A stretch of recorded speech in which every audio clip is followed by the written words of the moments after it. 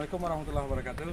Kita bersama salah seorang budayawan negari Pariangan, beliau juga seorang akademisi yang banyak melakukan penelitian.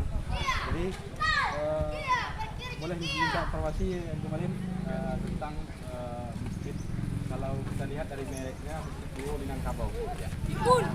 Gimana penjelasannya kemarin? Baik, ini adalah Masjid Islam Pariangan, Masjid Minangkabau yang pertama dibangun di Minangkabau. Kenapa dinamai Islah? Islah itu artinya perdamaian. Ini perdamaian di antara kaum adat dan juga kaum aliran-aliran tarikat keagamaan.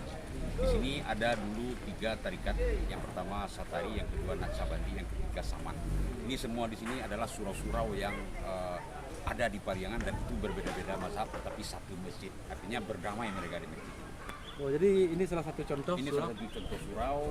Ini Naksabandi, di belakang sana ada Saman, Ya. di atas sana ada Satari. Kebetulan surau masjid saya juga. Jadi saya lebih dominan ke tarikat Satari.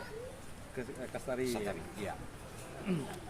Kemudian simbol-simbol yang lain kira-kira dari segi sejarah Minangkabau sendiri apa yang lebih dominan di sini? Nah, ini yang lebih menarik. Ini halaman ini kami menyebutnya adalah Panarian atau tempat menari-nari dahulunya bagi nenek moyang Minangkabau. Kenapa mereka bahagia dan gembira ketika menari? Karena ini adalah hulu Sungai Bengkawas. Jadi ketika mereka turun dari Gunung Merapi, mereka merasa senang hati menemukan sedikit dataran seperti ini. Semuanya lereng-lereng kabing dan ada sumber air panas di sini. Jadi mereka dengan riang gembira menari di sini. Inilah yang disebut Panarian dan sekaligus luak tanah datar. Kenapa luak? Artinya kurang tanah yang datar. Boleh pemirsa perhatikan di seputar ini tanahnya tebing-tebing semua. Inilah aslinya luak tanah datar. Jadi kata luak itu sendiri bisa diartikan kurang. Kalau saya malah memang bukan bisa, tetapi memang arti luak itu memang kurang. Ya. Nah, jadi memang kurang daerah yang datar di sini. Nah, untuk membuat prasasti itu di sini ada 3 prasasti batu. Yang pertama adalah batu tanah datar atau batu luak tanah datar. Nah, yang kedua ada batu luak agam di samping mihrab masjid. Yang ketiga ini batu luak di bawah. Ini pertanda cikal bakal Minangkabau sehingga nenek moyang kita menyebar ke 3 daerah. Kalau dari jejak-jejak peninggalan kira-kira kapan mulai peradaban mulai dijejaki lokasi ini? Kalau tahun mungkin saya tidak bisa pastikan, tetapi yang jelas sebelum Masehi peradaban Minangkabau itu. Peninggalan-peninggalannya bisa kita buktikan di sini masih ada peninggalan-peninggalan sejak zaman batu. Setelah itu yang prasejarah belum ada tulisan, lalu sampai ke zaman Buddha, Hindu pernah, baru pindah ke Islam. Oh, jadi memang ada kepercayaan yang kita anut seperti Hindu, Buddha. Iya, pernah. Malah dulu animisme, setelah itu Buddha sebentar sedikit, lalu Hindu, baru pindah ke Islam. Kemudian tentang gabungan 3 aliran tarikat tadi, kalau melihat dari tanda-tandanya atau jejak-jejak peninggalannya, kira-kira kapan datangnya gitu? Saya lebih melihat itu semenjak zaman Syekh Burhanuddin. Iya, dia di abad ke-17 ya, abad 17 tahun 16 sekian. Nah, itu sudah ada surau-surau di sini karena Syekh Burhanuddin kan aslinya orang Pariangan. Rumahnya nanti kita lewat di sana, rumah gadang Syekh Burhanuddin. Setelah itu dia berkelana. Awalnya dia kan Buddha, nah, seorang pengelana Buddha. Lalu berjalan sampai ke Periaman, setelah itu belajar di sana, disambung ke Aceh ke Syekh Abdul Rauf Singkil, balik lagi setelah dia belajar di Aceh, di Periaman, dia bikin surau, dia kembali ke Pariangan, belum berterima oleh masyarakat Pariangan waktu itu daripada konflik dia kembangkan di Periaman. Jadi ini sangat menarik kemarin. Jadi kami sudah mendapatkan 3 informasi yang sangat luar biasa. Ada surau 3 aliran tarikat, kemudian ada batu 3 Tungku Tigo Sejarangan, yang simbol tentang 3 luak. 3 luak. Tiap batu apa ada namanya atau? Nah, cuma disebut, kami menyebut yang pertama batu luak tanah datar, lalu batu luak agam, lalu batu luak 50. Itu yang 50. Kemudian masjid ini kira-kira kapan dibangun? Kalau direhab seperti ini tahun 90-an, tapi bangunan sebelumnya ada 4 periode yang saya masih punya dokumentasi. Itu usianya saya tidak bisa pastikan. Nah, masjid ini penuh filosofis. Yang pertama langgam atapnya 1, 2, 3, 4. Orang mengatakan pagoda, tetapi bukan pagoda. Pagoda itu ada jumlahnya ganjil, ada 9, ada 17, ada 21. Di sini kita tuangkan dalam bentuk konsep adat. Nah, dahulunya di dalamnya tiangnya juga 8. Itu makna suku dan penghulu yang ada di Pariangan. Lalu di 8 tiang itu ada satu tiang gantung namanya. Itulah semua nenek mama itu tingginya atau pucuknya adalah bandar. Dan itu dituangkan dalam bangunan itu. Pintu ini sebagaimana dilihat itu dulu awalnya 8 itu 2 ini sudah kena pelebaran. Nah itu 4 sebelah kiri, 4 sebelah utara, itu 8 suku juga. Jadi ini milik adat. Jadi setelah ditukar, kira-kira yang peninggalan yang identik dengan peninggalan atau bangunan pertamanya apa kira-kira? Ukiran atap dulu, lihat atap, langgangnya 4, Ya. lalu pintu, Ya. jendela, lalu tiang. Ya.